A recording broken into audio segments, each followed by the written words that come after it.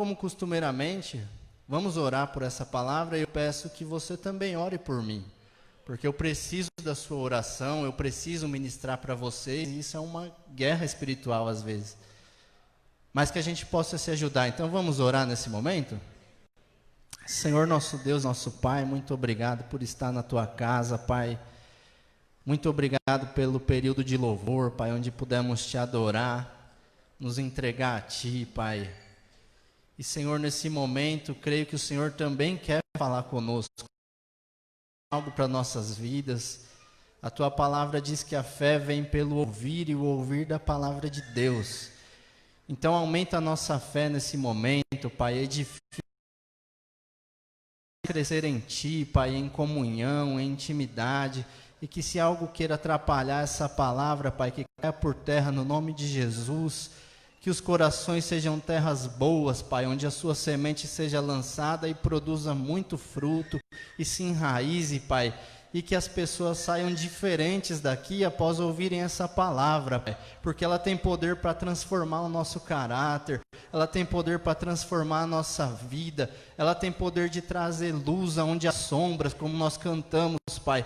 Então nos ilumina com a Tua palavra nessa noite, Pai, em nome de Jesus, que o Senhor esteja nos auxiliando, Pai, e que a Tua palavra seja pregada com poder e eficácia, e haja arrependimento, quebrantamento, que haja avivamento, renovação dos nossos corações, porque nós precisamos de Ti, Pai. Os dias são maus e sem Ti a gente não pode fazer nada, mas com o Senhor, Pai, a Tua palavra diz: tudo posso naquele que me fortalece.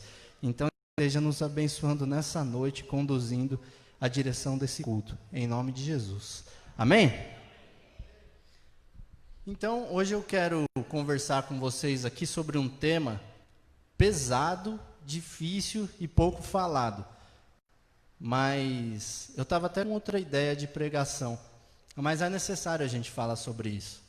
E por isso eu peço muito a atenção de vocês, que é um tema que se a gente deixar a nossa mente viajar durante a pregação, depois vai ser difícil de você pegar o fio da meada aqui. É um tanto quanto complexo. Eu quero falar com vocês hoje sobre o inferno. Sobre o inferno. E por que eu quero falar sobre isso? Jesus falou sobre o inferno? Falou? Falou. E nós também devemos falar sobre o inferno. Por quê? Em primeiro lugar, porque o inferno existe. O inferno é real. O inferno é o lugar pior que possa existir para uma pessoa estar lá. Outro motivo da gente falar sobre o inferno é porque as pessoas quase que não falam mais sobre isso. E aí se surgem algumas teorias onde o inferno já o que a gente já está vivendo aqui já é o inferno. Inferno com aguinha gelada, inferno com suquinho Del Valle. Quero falar com vocês hoje sobre o inferno para valer. Posso falar? A gente vai se aprofundar não no inferno, no assunto. E é um assunto muito real. E a minha maior vontade ao preparar essa palavra é que nenhum de nós estejamos lá. Porque coisa triste vai ser pregar essa palavra e um dia você ir para lá e falar: poxa, eu ouvi um dia aquilo. E eu não dei valor. E eu entrei pelo um ouvido e saí pelo outro. E é verdade. E agora eu estou aqui. Então, vamos para o céu, todo mundo. E a gente vai se encontrar lá e vai ser uma festa, mas guarda isso que eu vou falar, porque é como eu disse, se Jesus falou, a gente tem que tocar nesse assunto. A igreja de hoje, ela se liga muito mais em vitória, em cura, em emprego, e casa, e bênção, e campanha da prosperidade, que se Deus se ateia tanto que a igreja está falando, ia ter anjo só em concessionária despachando carro, na imobiliária dando casa para vocês, e lá no hospital dando cura. A gente precisa disso? Precisa. Mas a igreja tem que se atentar a temas sérios, de verdade. porque é melhor que você não tenha casa, não tenha carro, não tenha, sei lá, uma bênção que você está pedindo, mas que você vá para o céu do que vá para o inferno. Essa deveria ser a nossa prioridade, a salvação. Porque se você um dia for para o inferno, você vai ver como tudo isso foi supérfluo. Você fala, nossa, como eu fui preocupando com migalhas. Tem uma mansão para você lá no céu. Claro que você tem a sua casa, que você consiga, mas o evangélico também tem muito uma mania, não por culpa do povo, mas às vezes o próprio meio gospel criou isso. Que Deus vai te dar tudo, e vai te dar, e vai te dar. Meu irmão, Deus te deu a saúde para você levantar, trabalhar, estudar, correr atrás, bater na porta, e Jesus disse, se você bater, ela vai abrir. Então muita coisa Deus já te deu. Cabe a você agora correr atrás. Porque senão a gente fica nessa ilusão de que, mas eu estou pedindo, Deus vai dar. Deus já te deu o que você precisa. Agora economiza um pouquinho, corta alguma coisa ali. Eu estou dizendo isso só para dar um alerta, porque às vezes o meio gospel faz a gente ficar meio delirante assim. Mas Deus vai me dar. E que hora você vai acordar amanhã? 12:00. E às vezes tem igreja que tem até agora um coaching da prosperidade. Eu não vou citar nome. Mas, gente, vamos voltar para a palavra de Deus. Vamos voltar para a Bíblia. Jesus nunca brincou com a sua emoção, nunca criou uma ilusão em você. Ele sempre foi muito realista. Por isso que ele falou sobre o inferno. Então, eu quero tratar aqui com vocês, e só para a introdução, como eu já falei, Jesus falou muito. Jesus falou até muito mais sobre o inferno do que sobre o céu, para nos alertar sobre o lugar cruel que é. Essa pregação, já para avisar vocês, se houver interesse da parte de vocês e vocês se sentirem edificados com esse assunto, hoje eu vou pregar sobre o inferno. A continuação, na próxima vez que eu for pregar, vai ser sobre o céu.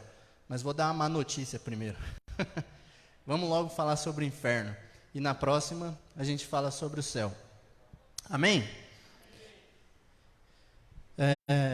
Então, ao longo da história da igreja, se criaram alguns conceitos equivocados a respeito do inferno. Algumas ideias que não são verdade. Isso durante os anos. Depois que a igreja foi fundada lá em Atos, foram se passando os anos e algumas ideias foram mudando, se equivocando sobre o inferno. E eu quero tratar sobre 3 conceitos equivocados que se criaram sobre o inferno. E talvez você acredite em algum desses 3. Se você acredita, eu já vou te mostrar que isso é uma ideia equivocada. E depois a gente vai para a ideia bíblica do que é o inferno. A primeira ideia que se criou sobre o inferno se trata do agnosticismo. Creio que muitos já ouviram essa palavra, agnosticismo. Mas creio que 90% não sabe o que é, como eu também. Ouvi a palavra, mas não tinha nem ideia. O que é agnosticismo? Agnosticismo significa sem conhecimento. Então, uma ideia equivocada que se criou sobre o inferno são os agnósticos. O que os agnósticos creem? Como eu disse, o significado da palavra é sem conhecimento. Então, os agnósticos creem assim: ninguém conhece, ninguém nunca foi até o inferno e voltou. Então, eu não posso falar que existe. Alguém já foi aqui até o inferno e voltou? Para falar para você que ele existe? Não, né? Então, eles creem nessa ideia. Não há conhecimento sobre isso, não há fato registrado, não há evidências. A ciência não comprova que existe o inferno. Então, eu não creio. O inferno, logo, não existe. Quem defende muito essa teoria são os ateus. Os ateus são muito assim, eles creem naquilo que é palpável, naquilo que a ciência provou, naquilo que está aqui na sua mão, que você pode tocar. Então, eles creem assim, dessa maneira agnóstica. Não há conhecimento de causa de que alguém foi lá, não há prova real. Então, não existe. Essa é a primeira ideia equivocada sobre o inferno. A segunda ideia, palavras meio difíceis, mas eu vou explicar.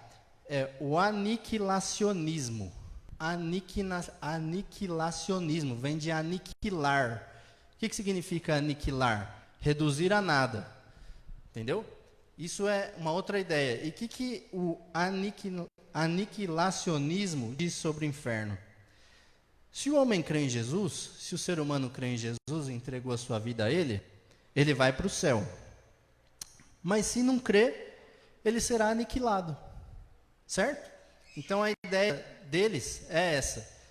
Se a gente aqui crê em Jesus, entregou as nossas vidas a um Salvador, quando Ele voltar, ou quando a gente partir dessa terra, a gente vai para o céu. Mas se você não creu, se você negou a Cristo, se você andou fora dos caminhos dele, continuamente na prática de pecado, inimigo de Deus, quando Cristo voltar, você simplesmente vai ser aniquilado, destruído, não tem inferno. Você simplesmente vai deixar de existir. Vocês já viram aquele filme, esqueci o nome, não sei se é dos Vingadores, e o personagem vira pó, assim, some no ar. Quem assistiu sabe do que eu estou falando. Acho que os Vingadores, não tenho certeza. Mais ou menos essa é a ideia. Você não creu em Jesus, então Jesus voltou. Se você não subiu, você vai se desfazer. Você vai se desintegrar. Não existe inferno. Quem crê assim também, a religião que crê nisso, são os testemunhas de Jeová. Eles creem exatamente dessa maneira. Quem crê vai ser salvo, mas quem não crê vai ser destruído. Só que tem um parênteses. Os testemunhas de Jeová creem assim, que serão salvos só 144 mil. Porém, eles já são mais de 3 milhões. Então, acho que eles vão disputar a tapa, quem vai e quem não vai.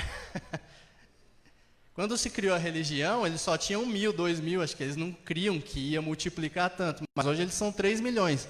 Então, sei lá, eles que façam vestibular, não sei qual é o método. Mas eles creem assim. Só que não é. A salvação é para todos, todo aquele que crê. Hein? Ok até aqui? Esses dois pontos sobre equivocados sobre o inferno. O terceiro ponto, que é o que eu creio que mais gente cai nessa, e que também é um ponto equivocado, ele fala sobre o universalismo. Universalismo da ideia de todos, universo, todos juntos. O que o universalismo diz? Que no final de tudo, quando a terra o governo tiver sobre os ombros de Cristo, todos serão salvos. Ou seja, quando Jesus voltar, quando acabar esse negócio de tribulação, grande tribulação, quando tudo acabar, todo mundo vai ser salvo. Ou seja, se você estudou para a prova ou você não estudou, você vai tirar 10.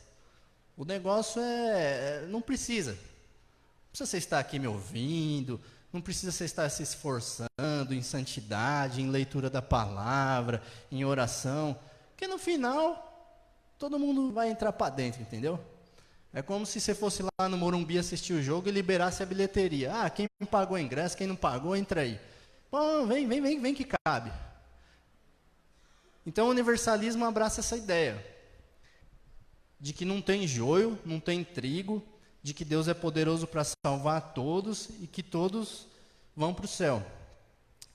E eles creem até mais. Se você for estudar o universalismo, eles creem que até o diabo e os demônios no fim vão subir também.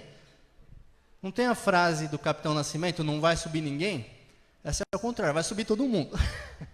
Não vai ficar ninguém.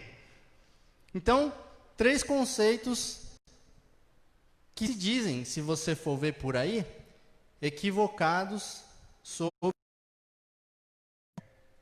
E o que eu quero falar com você hoje é qual o conceito da Bíblia. O que a Bíblia nos diz sobre o inferno? Por que Jesus falou tanto no inferno? Se você pegar em quase todos os evangelhos ali, se você for ler nas cartas de Paulo, tem citações sobre o inferno. Se você for ler lá no final sobre João, fala alguma coisa sobre o inferno. E o que a Bíblia nos direciona a saber sobre o inferno? Primeiro é o que eu falei. Pensa num lugar ruim. Um lugar que você passou, que você não gostou, que você jamais voltaria lá. Isso não tem nem comparação, mas não dá nem nenhuma sombra do que é o inferno. O pessoal, essa semana, muita gente viveu, entre aspas, um inferno na segunda-feira, onde casas foram alagadas, gente perdeu tudo. e você vê ali, eu passei ali no Taboão, em frente de alguns lugares que os comerciantes perderam tudo, estavam limpando ali, tentando recuperar alguma coisa, entre aspas, o inferno, uma tormenta, uma coisa horrível que aconteceu. Não sei quantos aqui foram atingidos, assim, se ficaram por aí no trânsito. Eu já fiquei em enchente uma vez, e é terrível. Você não tem o que fazer, você vê a água subindo, o máximo que você consegue fazer é subir em cima do carro. Mas isso não é nada perto do inferno. Pode considerar um lugar total, porque ali você sabe que daqui a pouco aquilo vai passar, a água vai baixar, as coisas vão para o seu lugar. O inferno é um pouco diferente. E o que a Bíblia nos diz sobre o inferno? Só vou citar alguns textos rápidos aqui para vocês, falando sobre o inferno. Tem muito mais, eu só separei alguns. Mateus 5, 22 fala sobre o fogo do inferno. Mateus 5, 29 e 30 fala sobre a punição mais severa do que perder um membro do corpo é o inferno. Mateus 7, 19, a árvore sem fruto será lançada no fogo, no inferno. Mateus 8, 12, muitos serão lançados nas trevas, no inferno. Mateus 13, 40, o joio será lançado no inferno, dentre outros textos. Agora a Bíblia, ela dá 4 nomes para inferno. E esses eu não sei se vocês já ouviram falar. E é sobre isso que a gente vai se ater aqui. Para você saber o significado de cada um e a fase a que cada um se remete, vocês vão entender. 4 nomes para inferno que a Bíblia nos dá: Sheol, Hades, Guiena e Tártaros. Talvez você já tenha ouvido um dos 4, talvez os 4, talvez 2, não sei. Mas a Bíblia nos dá esses 4 nomes para você ver como o inferno é real, e a Bíblia é bem específica. Ela coloca aqui 4 palavras para se retratar o inferno. Por quê? Vamos entender. Sheol. Sheol é um termo em hebraico que significa sepultura, mundo dos mortos. Hades. Hades também significa sepultura, mundo dos mortos, mas é um termo em grego. A Bíblia fez questão de colocar em grego e em hebraico o mesmo significado. Terceiro ponto, terceiro termo, Guiena, que significa vale de Rinom. E a gente vai entender isso. Quarto termo, Tártaros, abismo, abismo, lugar feito para os demônios aprisionados até o dia do juízo. Certo? Então, nós temos esses 4 termos aqui e a gente vai entender um pouquinho sobre eles. Sheol, Hades, o Guiena e o Tártaros. Vamos falar primeiro sobre o Guiena. O que é esse Guiena? Alguém já ouviu falar? Guiena? Não? Pedrinho talvez já, né? Guiena. Guiena significa Vale de Rinom. O que é o Vale de Rinom? Vale de Rinom, no Antigo Testamento, era um lugar onde um rei ímpio, Manassés, ele queimava os seus próprios filhos em sacrifício ao deus Moloque. Talvez você já tenha visto em algum documentário, em TV fechada, que essa prática existia antigamente. Das pessoas queimarem seus filhos, queimarem crianças para fazer aliança com demônios. Bíblia, não estou inventando. Se você for ler lá no Antigo Testamento, você vai ver. Guiena está se referindo a esse vale de Rinom, onde esse rei Manassés e outros reis ímpios que não tinham temor do Senhor, queimavam seus filhos ali e jogavam eles para ser queimado literalmente. Ali na frente tinha uma estátua do deus Moloque e eram oferecidos sacrifícios. Com o passar dos anos, o mesmo local físico, o Vale de Rinom, na época de Jesus, passou a ser lá no lixão de Jerusalém. Nós não temos o nosso lixão aqui em São Paulo, onde todo o nosso lixo que a gente produz é levado para lá e depois é incinerado. Esse Vale de Rinom, que era feito para essas coisas, foi passando os anos, e ele virou o lixão de Jerusalém. E vocês vão entender, está um pouco complicado, mas a gente vai fechar a história aqui, vocês vão entender o porquê que eu estou apresentando todo o contexto. Lá nesse vale de Rinom, era queimado todo tipo de lixo em Jerusalém. Lixo comum, o que as pessoas produziam, resto de comida, pedaços de corpo amputados eram lançados lá. E Jesus diz que o vale de Rinom, o fogo nunca era apagado lá. Se você passasse lá no vale de Rinom a qualquer hora, aquilo estava sempre queimando. Estava em constante, ali queimando, sempre lixo, lixo, lixo. Porque quando estava se terminando de queimar, chegava mais lixo e era jogada. E assim nunca se apagava o fogo. E Jesus compara aquele lugar com o que vai ser o inferno. Jesus diz que o vale de Rinom será semelhante ao inferno, Guiena, ok? Talvez você não ache esse termo, você vai achar o Guiena na Bíblia. E é importante que o que eu estou falando aqui, depois vocês procurem em casa e leiam na Bíblia e façam como aqueles cristãos de Bereia. Vão lá ver. Pô, o Tiago está falando besteira, será? Não. Estimulo vocês a pesquisarem a história. Não só ouvirem a palavra, mas estudá-la. E vocês vão se aprofundar e ver como isso é sério e é verdade. E lá, como eu disse, o fogo ficava aceso constantemente. Por que Jesus fez esse comparativo? Do vale de Rinom, do lixão lá de Jerusalém, onde o fogo nunca se apagava, com o inferno. Porque no inferno, a chama nunca vai se apagar. Porque as pessoas que não querem saber de Cristo, que vivem no pecado, que tiveram chance, e tiveram chances e mais chances, e aquela pessoa que zomba do Evangelho, não que a gente queira que ela vá para o inferno, mas Deus é justiça.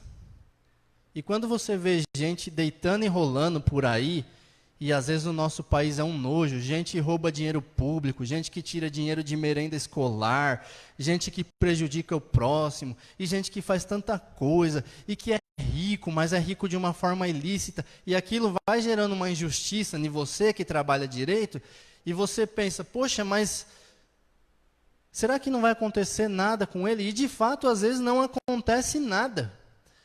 O cara morre por cima da carne seca.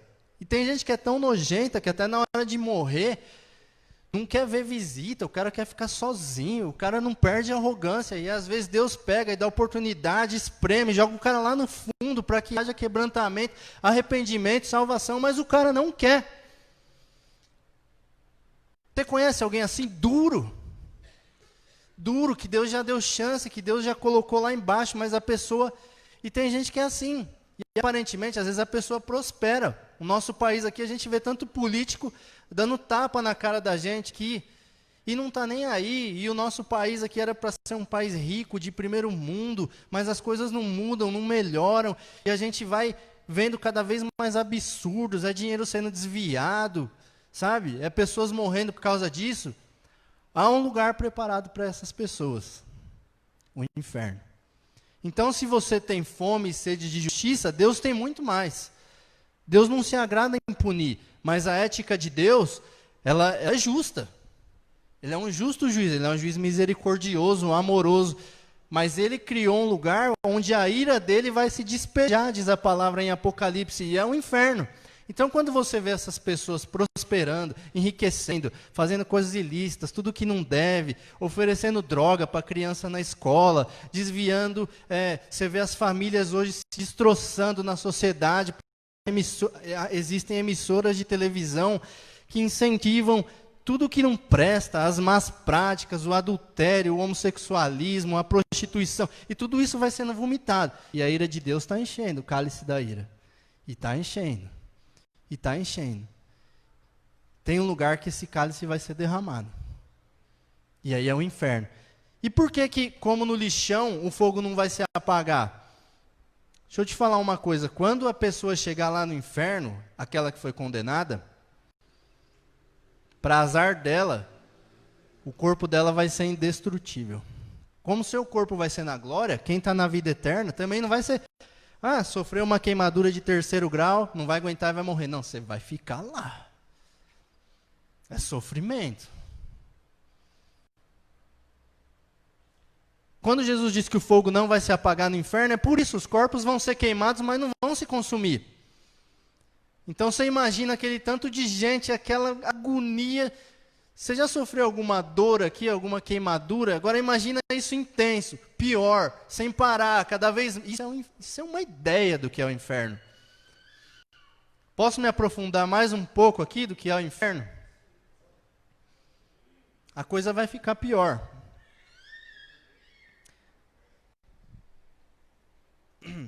Quem morre hoje, o cristão, o corpo vai para onde? Para a sepultura, certo? Cristão, gente, aquele que recebeu a Cristo. E a alma? A alma vai para a glória, a alma vai para o céu. Tem uma teoria que diz assim que não, que a alma vai ficar em estado de dormência até Jesus voltar por causa daquele texto assim, que Paulo diz, não sejam ignorantes a respeito dos que dormem. Quando Paulo diz aqui dormem, não é que está dormindo ali esperando Jesus voltar, ele está tratando de um eufemismo, usar uma palavra mais leve para retratar uma situação dura. Ou seja, quando alguém morreu e você vai dar notícia, você não vai falar, o seu marido bateu as botas. Não! Você vai. Isso é o que Paulo estava dizendo, com carinho. Não sejamos ignorantes a respeito dos que dormem. Certo? Você não vai ligar para alguém e falar, sua mãe morreu, tchau. Não, o eufemismo você vai falar, sua mãe partiu, sua mãe foi para a glória, sua mãe está com o Senhor, sua mãe, seu pai, seu avô, seu amigo, seja quem for. Você vai usar um termo, é até ruim de dar. E é isso que Paulo diz aqui. A respeito dos que dormem, certo? Mas quando quer dizer dorme aqui, a alma já está lá no céu. A alma está com o Senhor, esperando o quê? O dia que Jesus voltar, onde toda aquela palavra de Tessalonicenses, se eu não me engano, vai se cumprir, que o corpo vai ressuscitar, certo? Mas o corpo está lá, mas a alma já está com o Senhor. Agora, o exemplo que a gente tem é o ladrão na cruz. Antes de morrer, Jesus disse o que para ele? Hoje mesmo você estará comigo no paraíso. Então era ali, morreu, subiu. Que não desça, né? Que suba mesmo. Mas morreu, a alma vai para o seio de Abraão. O rico e Lázaro a gente viu também, que a alma de Lázaro estava com Cristo e o rico estava no inferno. Então não tem essa, gente. Acabou aqui, ou você desce ou você sobe. O elevador não vai ficar no zero aqui. Ou é para cima ou é para baixo. Agora, no caso de quem não tem Cristo, o ímpio, o corpo também vai para a sepultura. E a alma vai para onde? Para o inferno. Especificamente aqui, para o Hades, mundo dos mortos. O Hades e o outro termo que eu falei, Sheol, que tem o mesmo significado, só em línguas diferentes. Ou seja, espera aí que a gente vai chegar lá, mas guarda isso. Quando alguém morre sem Cristo, o corpo desce à sepultura, a alma vai para o Hades, que é o mundo dos mortos. Mas como assim a alma vai para o Hades?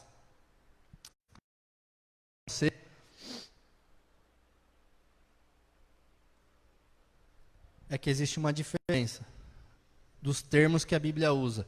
A Bíblia coloca esse termo Hades para quando a pessoa morre sem Cristo, ela não vai ficar ali dormindo, ela já vai para o inferno. Só que é só a alma. O corpo dela ainda está aqui. O corpo dela está na sepultura. A alma está no inferno. E o Guiena? O que é o Guiena? O Guiena é um lugar onde o corpo e a alma estarão no inferno. O que é isso? Vamos ler aqui rapidinho o texto de Mateus 10.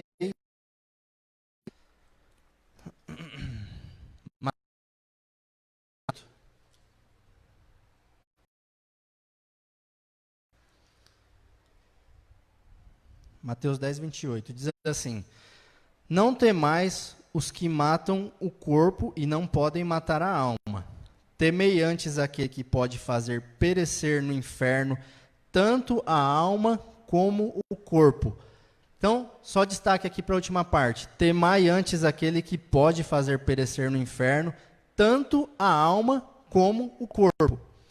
Ou seja, no Hades vai estar só a alma. Por quê? Se você abrir a cova de alguém que morreu, sem Cristo ou com Cristo, o corpo vai estar lá, não vai? Todos aqui, acho que, ou a maioria, já foi ver alguma exumação, onde passou anos que a pessoa morreu e vai estar lá. O que sobra, né, do nosso corpo, os ossos, vai estar lá. Mas a alma não mais. A alma de quem morreu sem Cristo já vai estar no Hades, que é esse termo que a Bíblia usa para inferno, enquanto está só a alma. E o Guiena?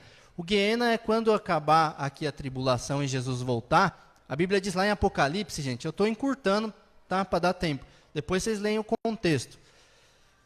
Quando Jesus voltar, as pessoas serão ressurretas. E aquele que for para o inferno, definitivamente vai passar pelo tribunal de Cristo para saber por que você está indo para o inferno.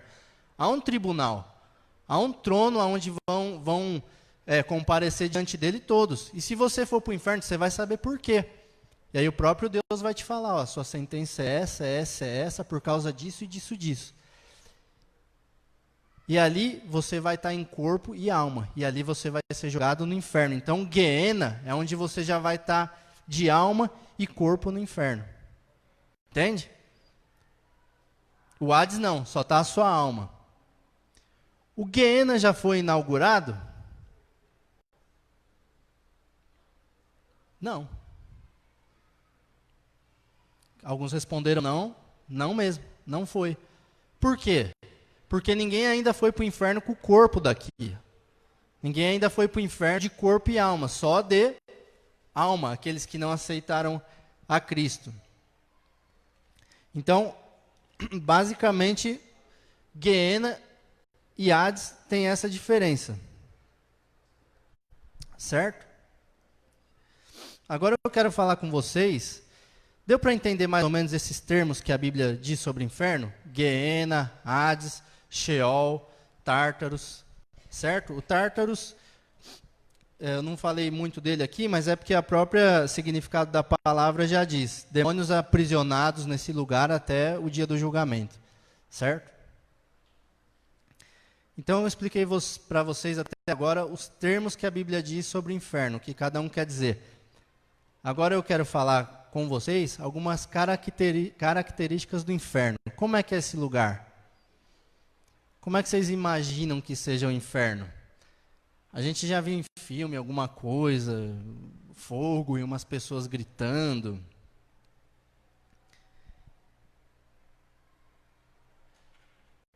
Coisas do tipo.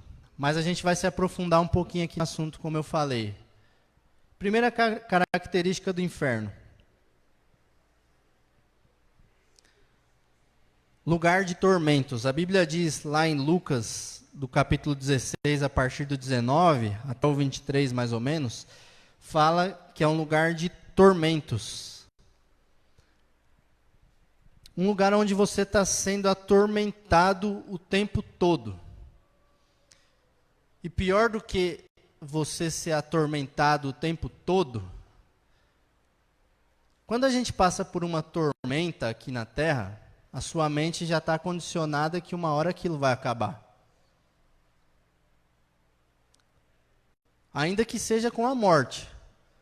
Que você esteja sofrendo e muita gente sofre até a morte, mas a sua mente está condicionada que isso vai acabar. A ideia que a Bíblia dá de tormentos sobre o inferno, e é no plural, é tormentos, é no plural, é vários tipos de tormentos. Tudo que você pode imaginar, como eu falei, tudo isso que gera a ira de Deus, e eu dei alguns exemplos aqui, isso vai ser despejado. E a ira de Deus vai vir com força sobre essas pessoas que não quiseram Cristo. Isso não é brincadeira, isso não é que nem os universalistas acham. Ah, mas no fim vai subir todo mundo mesmo, então vamos aí, vamos para os bloquinhos. Não, gente. Para quem não quer saber e fala não para Cristo, uma hora vai vir a consequência. Tormentos. Segunda coisa que a Bíblia nos diz de característica do inferno: ausência total do alívio da dor.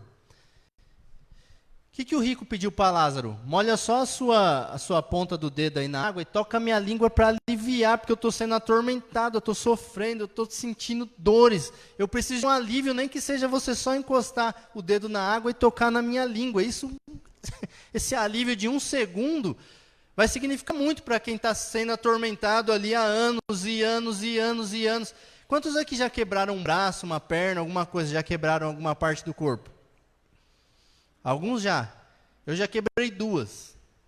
Na hora é uma dor terrível. Eu quando quebrei a clavícula aqui, eu não conseguia nem respirar uma hora. Não tinha posição. Mas eu sabia que aquilo uma hora ia acabar.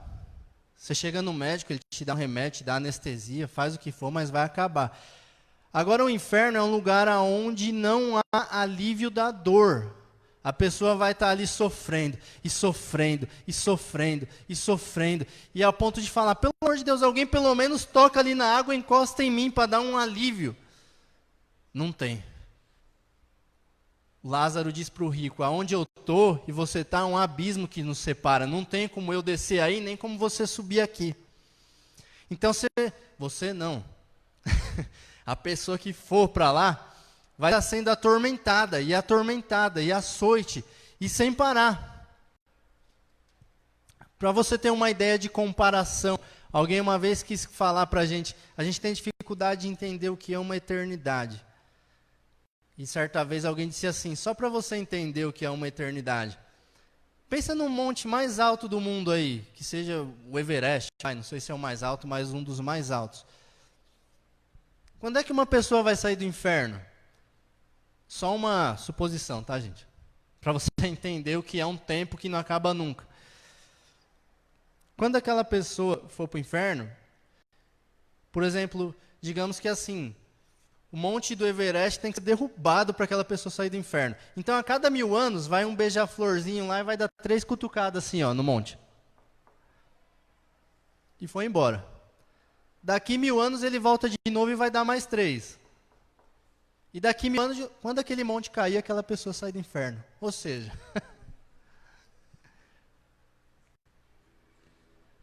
isso é uma ideia de eternidade. Porque pode ser que com as cutucadas do beija-flor, em bilhões de anos, uma hora o monte caia. Mas a eternidade não tem fim. Então você imagina a pessoa não ter alívio da dor em nenhum momento. Terceira característica do inferno. Vou ler com vocês rapidinho. Quem puder aí, abre em Lucas, capítulo 16. Que essa é uma característica, uma das piores do inferno.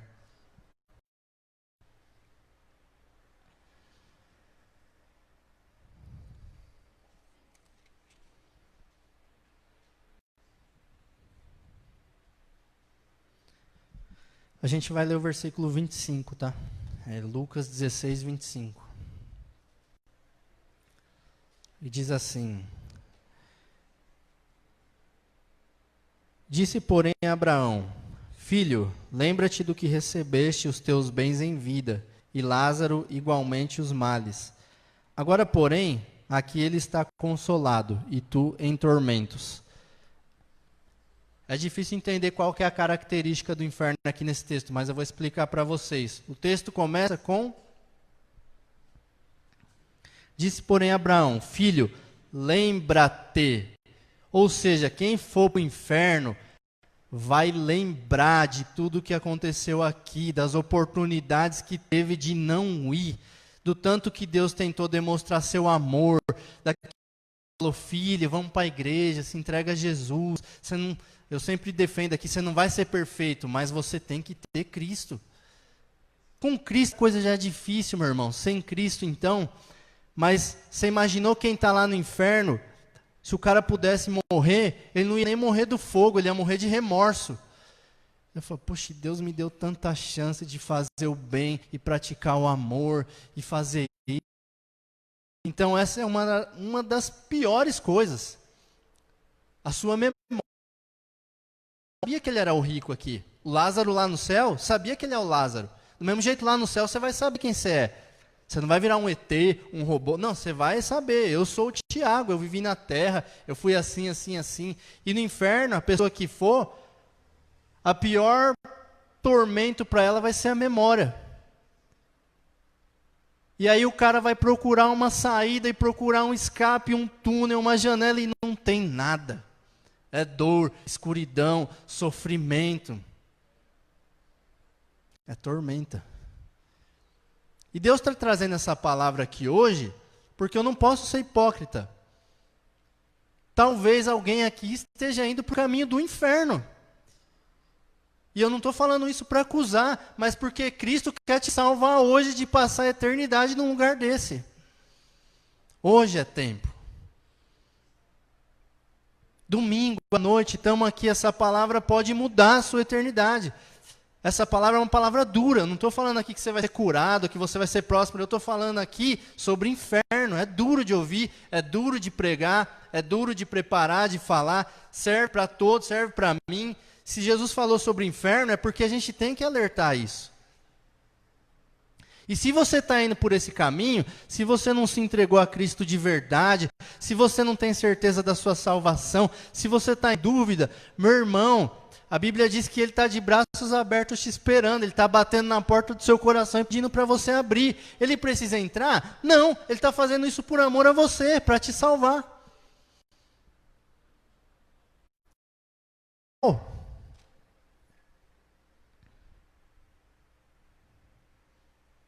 Nesse mesmo texto, no versículo 26, como eu falei aqui, Lázaro fala para o rico que existe uma e eu já não posso descer aí e nem você subir aqui. Isso é uma outra característica do inferno. O que isso quer dizer? Lá no inferno, você não vai ver mais nenhum irmão em Cristo, acabou. Você não vai ouvir mais nenhuma palavra. Lá não vai ter nenhum louvorzinho ano para alegrar a sua alma. É grito, é ranger de dentes, é pavor, é coisa ruim. Então a Bíblia diz, há um nós e vós, entre o rico e Lázaro. Então quem for para lá, meu irmão, você não vai ter mais a felicidade de ver um seu irmão e dar um abraço nele. Mesmo se a pessoa que está lá pudesse sair de lá por um minuto e dar um abraço em alguém, aquilo valeria muito para ela. Encontrar um pastor, encontrar alguém da igreja, encontrar alguém da família, um amigo, e poder, sei lá, sair de lá. E Deus fala, por um dia você vai sair de lá e você vai num churrasco. Não, acabou. Há um abismo. E a Bíblia é muito clara, ela diz que quem está lá não pode subir, e quem já subiu não pode descer. Valorize esses momentos, parece coisa boba, igual eu falo, a gente está na comunhão, parece uma coisa que, nossa, mas é tão banal, mas isso aqui é a glória de Deus e a gente não sabe às vezes. Você não sabe como quem foi para sair de lá e estar aqui, mesmo sabendo que fosse voltar e participar, então valorize os momentos em família, valorize fazer o bem para o próximo, faça. Tem gente que já não pode mais. E se a Bíblia nos diz que há pessoas lá, é porque alguns realmente estão lá. Cristo tem prazer em condenar alguém? Não, Ele deu seu Filho para que a gente fosse salvo. Então quando você vê alguém que está indo para esse caminho, que está caminhando para isso, ainda que seja difícil você falar, que você seja tímido, que você tenha dificuldade de falar do Evangelho, mas que pelo menos a sua vida seja um testemunho, que aquela pessoa olhe e se sinta atraída, pelo menos numa conversa com você, pelo menos num bom dia. E sei lá, essa semana eu estou tendo uma experiência que lá na minha casa tá em obras algumas coisas lá no condomínio, e eu penso, meu Deus, o que eu posso fazer aqui para refletir a tua glória? Para que o teu nome seja glorificado, que às vezes não é situação de você chegar e pregar a palavra, às vezes não está no contexto. Mas está aquele monte de peão trabalhando, eu chego lá com uma Coca-Cola gelada e água e toma, gente, rapaz! Eu acho que o meu muro lá vai ficar até melhor. E a Thaís sabe como eu sou de quando chega alguém em casa, Se eu puder, eu pego o armário inteiro e põe na mesa. Bum, come aí, é nosso. Deus deu. Quem pôde ir lá em casa no dia que teve culto, acho que saiu estrogonofe até pela orelha, né? Mas isso é uma característica do cristão, gente. É abundância no que. Não estou falando de ser rico, mas no que Deus deu na tua mão, compartilhe, não é seu, Deus te emprestou. A gente tem aqui uma teoria de achar que. Uma teoria não. Esqueci, me fugiu a palavra, mas é uma síndrome de dono. Ah, Deus me deu o meu carro. Eu não é. Ele é, mas não é, entendeu? Ele é, mas. Como é que eu vou estar vindo para a igreja e ver um irmão e passar direto e não dar carona? O que adianta Deus te dar o seu carro? Eu trabalho com rede de proteção, todo mundo sabe. E eu vou em casa que a gente está se matando, meu. Mas a gente está ali umas 5, 6 horas trabalhando e aquela mansão. Esses dias a gente fez uma mansão mais grande.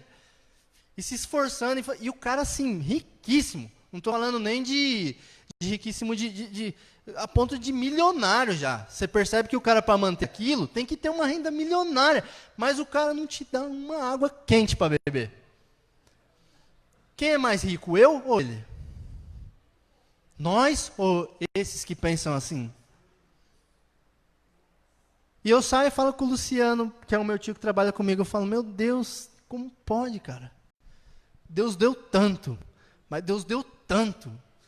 E a pessoa não tem a sensibilidade de perguntar se você quer usar o banheiro, se você quer uma água. Sendo que se ela quisesse, ela te pagava uma churrascaria e aquilo não ia fazer a mínima falta para ela. E pior de tudo, na hora de pagar, pô, mas tá muito caro, você podia dar um desconto. O cara ainda quer tirar do seu. Então, gente, nós somos ricos da presença de Deus. Você é rico, mas que você deixe a presença de Deus transbordar em você. Que você deixe a presença de Deus, que nem eu falei, às vezes você tem dificuldade de pregar. Creio mesmo que isso, às vezes é um dom e às vezes a pessoa não tem. Mas no seu testemunho de vida, às vezes é mais do que uma pregação. O seu exemplo é muito mais do que você vir aqui falar. Se você tiver uma atitude, às vezes com uma pessoa, para você foi uma atitude, para ela vai levar para a vida inteira. Principalmente para nós, prestadores de serviço, que vamos na casa de vocês. Estou brincando, gente. Não trabalho pensando nisso, não. Mais que isso, às vezes você vê a pessoa que tem o evangelho no coração, ela é assim. Ela é desprendida. Tem uma frase que diz assim, tomar cuidado para eu não me perder.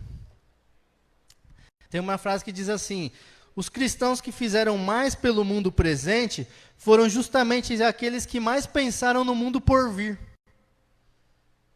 Ou seja, o cristão que mais vai fazer pelo mundo daqui é aquele que mais está com o coração fora daqui já. É que nem eu falei, a gente às vezes briga por causa de besteira, de mesquinharia e coisa besta. Sendo que você não tem ideia do que te aguarda do outro lado. Se você soubesse, se Deus pudesse vislumbre de 5 segundos, você fala assim, olha tudo que você conseguir em 5 segundos aí, dá uma panorâmica, gira e olha. Você ia voltar outra pessoa. Você ia falar, meu Deus, como eu sou mesquinho, como eu sou... O que tem preparado para mim aqui é questão de anos. Ou o Senhor volta logo, ou eu vou morrer e vou. E, aliás, até tenho como intenção aqui falar sobre a grande tribulação, depois que eu falar sobre o céu. Se assim o Senhor permitir, vocês vão ver como é que a coisa está perto. Não posso afirmar data, isso é tolice. Mas os sinais estão tão emoldurados que eu diria até que vai para o inferno, principalmente os cristãos, aqueles que já estão totalmente endurecidos, porque Deus está falando todo dia, olha, assim está acontecendo. Em janeiro começou a gente com um rumor de guerra enorme entre a Síria e os Estados Unidos. Em fevereiro veio essa tal da China. Em março não sei o que vai acontecer, mas Deus está bradando. Eu estou voltando, eu vou buscar vocês. Então se arrependam, se você tiver que se arrepender, se entrega a Ele, não perca. Vamos na primeira leva. Porque muitos aqui, creio que até a maioria, crê que Jesus vai voltar e quem não for vai ficar. E depois pode subir pela dor. Mas não queira subir pela dor, você não tem ideia do que estão preparando. quando se fala de subir pela dor, é uma dor terrível, que não cabe nem dá tempo de eu falar agora.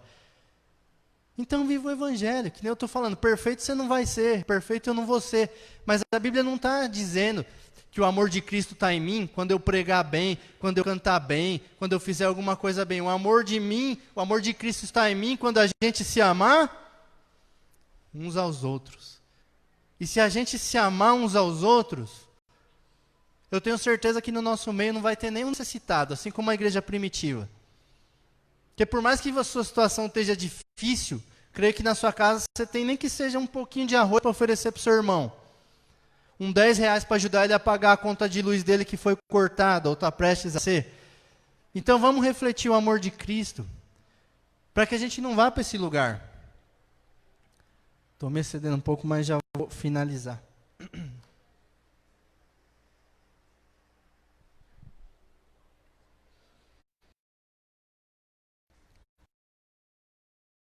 Mais do que tudo isso que eu falei, para finalizar aqui a pregação, é a gente ter consciência de que existe um céu para nós, existe um inferno para aqueles que não querem saber de Cristo. Há uma frase que diz assim: o inferno está cheio de pessoas que pensam que merecem o céu. E o céu está cheio de pessoas que sabem que merecem o inferno. Então, por mais que eu tenha essa consciência de salvação, de certeza, de céu, eu sei que eu não mereço estar lá. Eu sei que os meus pecados me levariam para o inferno. E só há um motivo de eu estar lá: Jesus Cristo. A cruz. A Bíblia diz que ali Jesus foi moído, foi castigado, foi ferido, e a Deus agradou moê-lo, enfermá-lo, porque ele pegou o meu lugar. Era para mim estar lá. E ele fez isso por todos nós. Ele fez isso por você, ele fez isso por mim. E eu tenho plena consciência, eu não mereço estar no céu. Eu só estou por causa de Jesus, da obra da graça de Jesus. E que todos vocês pensem assim. Porque se um dia vocês pensarem: eu mereço estar no céu, eu fiz por merecer, então aí você corre o risco de estar no caminho errado. É pela graça. É de graça, mas que você tenha consciência que é pela graça. Deu para entender, gente? Amém? Próxima pregação vou falar sobre o céu. O contrário, características do céu. O que tem lá de tão maravilhoso? Será que é só isso que o mundo passa pra gente? É os anjinhos tocando harpa na nuvem lá, e aquele negócio monótono. Ih, você não tem ideia do que é o céu. A Bíblia nos dá alguns pontos e a gente vai se aprofundar neles, e você vai querer que Jesus volte na mesma hora. Você vai falar: meu Deus, que lugar é esse?